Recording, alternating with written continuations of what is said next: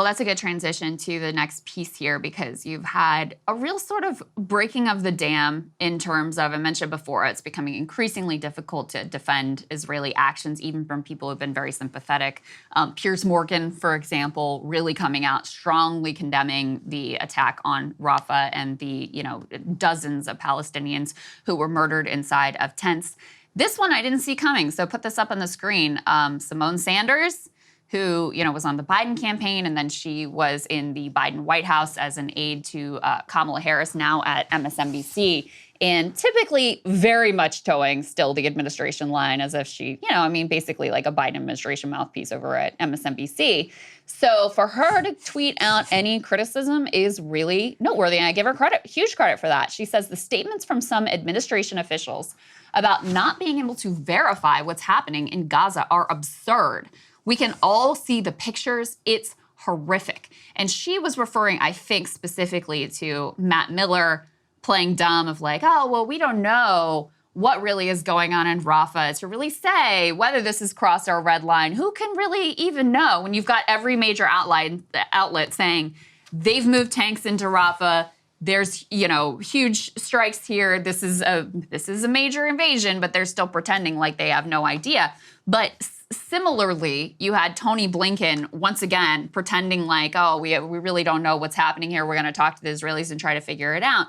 Because as you and Ryan covered, we now know that the bomb that was responsible for incinerating all of those displaced Palestinians in their tents was an American bomb. It was made by Boeing. Mm-hmm. You, again, have multiple outlets who are reporting this, and yet Tony Blinken, he doesn't really know. Who can really say? Let's take a listen. What weapons were used or how they were used, all of that needs to be the product of a deliberate but also fast investigation. And this is what they do every time, Emily, that something happens that they can't really defend. Well, we don't know. Yeah. There's going to be an investigation. We're going to look into it. The Israelis are going to look into it. We'll get back to you. And they, of course, never do. You're right. That has actually been the direct playbook every time that this has happened. Yes. They've been dealing with it all week with the red line thing. It's actually reminds me of that almost exactly, and how they change, like they move the goalposts. Mm-hmm. Every time. It's like, well, if you consider it this way, or if you consider it that way, if you look at it from this direction,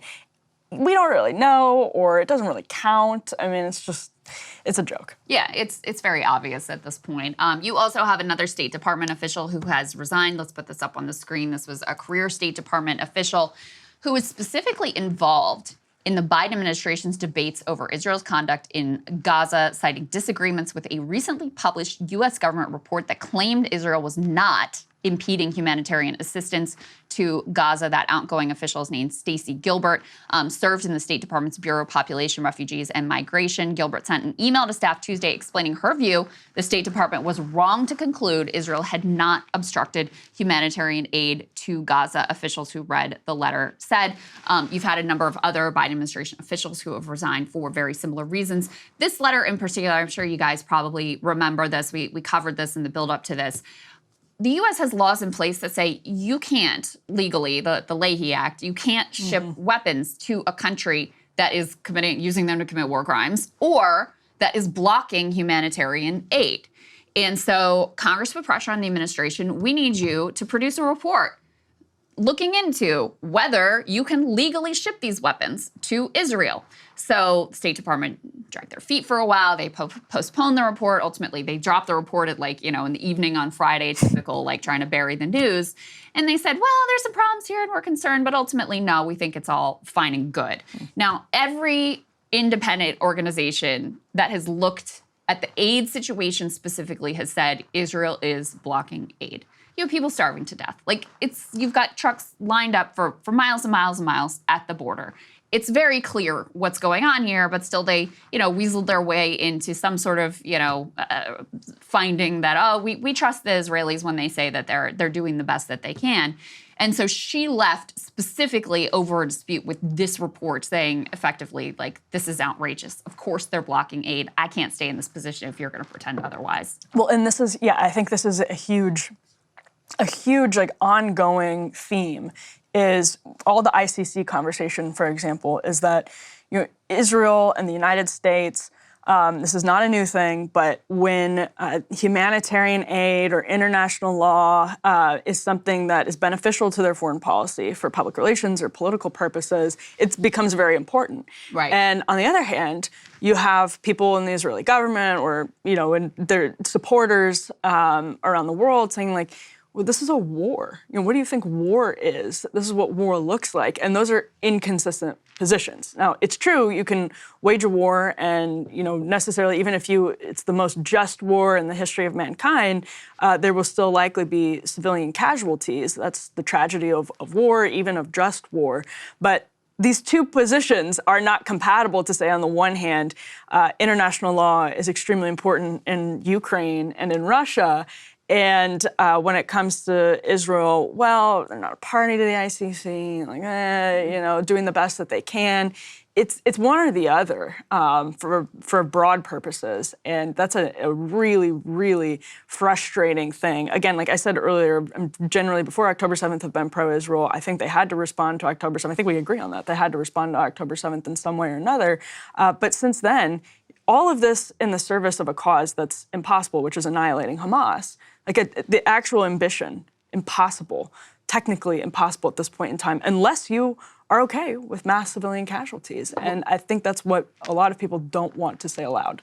And here's the thing is, I think they always knew that goal was impossible. I don't think that, we're telling them anything they didn't realize from the beginning. There were comments made from our own defense officials, at the beginning of this war saying this is basically impossible. If you were going to even try to do it, the way they went about it was the total polar opposite of what you would do. If you actually were going to strategically go in and directly target Hamas, you need to work with the population. Mm-hmm. You need to give them some other path that is more appealing than what Hamas has to offer. Right. And so the goal has always been annihilation. I think Professor Mearsheimer is correct when he says, the long-term goal and certainly the accelerated goal here was originally ethnic cleansing. They basically failed in being able to push everybody out of the Gaza Strip. So it just turned to annihilation and genocide. And, that's effectively where we are, which is why it's increasingly, difficult for their defenders to, see the images that are coming out and stick with this line that, they're doing everything they can to protect civilian life. Like, we can all see what is happening. And so there was a bit of a dam breaking, as I said, in Hollywood, too, this week. This was kind of interesting. We'll put this up on the screen. We've got a bunch of different Hollywood figures. This is Aaron Paul, a Breaking Bad actor, played Jesse Pinkman. Here you have Dua Lipa, pop star. You also have Ariana Grande, obviously another top pop star, and Billy Eichner as well. And that first image, put the next one up on the screen, the next element we have. So for some reason, this particular image really went viral. It says all eyes on Rafah, and it has what appears to be an AI-generated image of, you can't really tell what. I think people are assuming they're tents, but I don't think they're actually tents. This also doesn't appear to be Rafah at all. I don't know what to tell you. For some reason, this is the image that went viral, which was kind of strange, but here we are. But more interesting to me is the fact that you now are at a point where Hollywood, which was very reluctant, you remember in the early days, there were huge recriminations over anyone in Hollywood who said anything that was remotely pro-Palestinian or remotely critical of Israel, massive career consequences, et cetera. You're now at a point where people apparently feel safe enough to post these sorts of things. And also I think where just, the images that came out this week were so indefensible that there was a sense of like, all right, we gotta say something, even if it's, doing the minimum of like posting this AI generated image. Now, I'm not in Generation Z, but I will say the all eyes on Rafah meme, that a picture that we just showed on the screen, and if you're listening, it's probably what you all saw on your Instagrams. That was the most viral, at least political thing, but probably cultural thing, period, that I've seen on Instagram since the BLM squares, the black squares. Oh, really? Yeah, I haven't seen anything go that viral since then. So it speaks to, we're going to talk about this later, how I think especially young people feel about the conflict, which is diametrically opposed to how a lot of people in older generations, just on average, feel about the conflict. So my take on it is it went viral because there was a simplicity to it. It felt like it wasn't, it felt like it wasn't taking a side, you know what I mean? Like that all eyes on Rafah is so simple and general. Sort of vague. it's easy for people. Yeah, it's an easy, I guess, slogan for people to get behind. And I'm not begrudging people who posted it, but I think that's probably explains why it was it was used more than other pro-Palestine memes have been. Yeah, it was just, yeah, I mean, who knows why things go viral, why a particular thing takes off. You know, was it because of the size of the account that initially posted it? I have no idea, but it was weird because there were so many actual horrifying images coming out of Rafah that the one that went viral was this AI, not even looking like Rafah. Shipping container, boat, car. Whatever it was, but it looked like a used car lot. I saw someone say this is like shipping containers in Argentina or something. I don't know what it was. It wasn't Rafah. I don't think it was real at all, but in any case, I think some of these pop stars who rely for their stardom, too, on young people are feeling more and more pressure. You also see Macklemore, who kind of, was like relatively irrelevant to the cultural scene, came out with his pro-Palestinian hit and has had huge, had a career high in terms of a number of the Billboard charts. And so I think there was a sense of, with the kids and the tents and the horror of those burned bodies and actual decapitated, just horrible things.